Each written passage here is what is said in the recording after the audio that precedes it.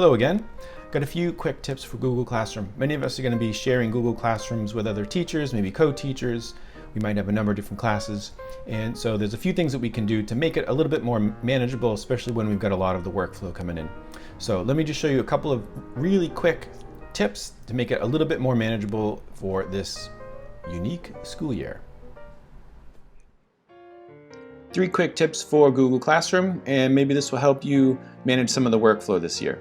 I have 3 sample classes that are right here, and the first thing I'm going to do is I'm just going to pick one of them. Maybe this is the primary class. And a lot of times what happens is if you go to your classwork tab and you create an assignment, you get a notification on the stream, and it just ends up filling up the stream with unnecessary and unneeded information.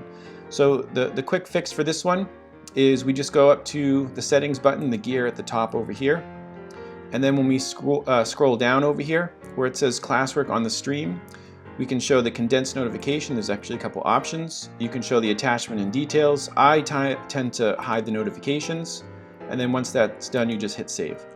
So what happens now is only the classwork shows up on the classwork tab, and the students, they know to go there. And then the stream is just there for announcements or other communications, but you don't get a second notification that you posted something here. So that's the first quick tip. The second quick tip, it's possible that you might be a member of many different Google Classrooms this year, maybe even in the past, team teacher, or maybe you're an instructional assistant or something, or maybe you just want to be a member of another person's Google Classroom so you can see what they're doing.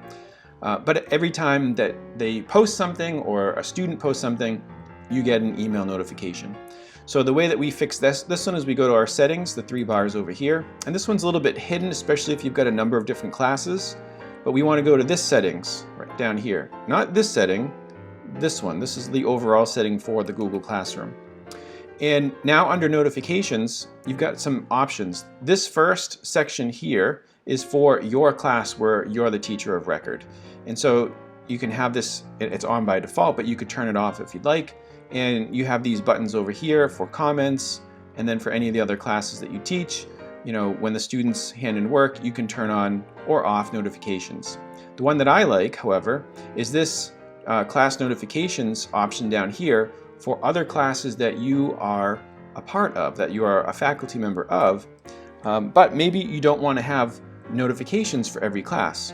So if you don't want to be notified, let's say for this one or for this one, because maybe you're only helping out or just observing in this class, you don't need to get an email notification, so you just can turn those off, and then you will no longer get an email notification.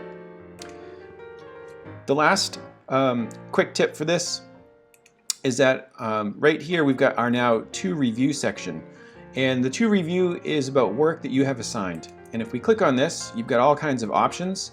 I haven't done anything because these are just sample classes, but you can select for all the classes, or you can select for just the primary class that you're the teacher of. And again, it will just list all of the work that you need to review, and then you'll also have a list of things that you've already done. And if you are a teacher in any of the classes, you can see that that's over there. If you happen to be a student in a class, you'll also have an option for that. Perhaps you're in a professional development class, and so that would be work that you yourself would have to complete and then submit.